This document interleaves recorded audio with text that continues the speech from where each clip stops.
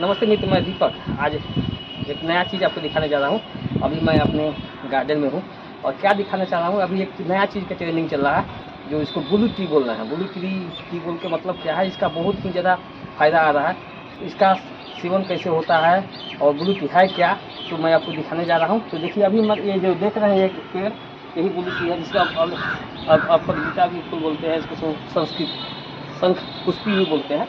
और ये फूल जो है, जो हम लोग इसको सुखा के और इसको चाय बना के सेवन कर रहे हैं। तो इससे इस चाय पत्ती का अभी आपको बाज़ार का मूल्य जो कहिएगा, तो इसका 100 ग्राम का 700 से लेकर 800 करीब में है पड़ता है।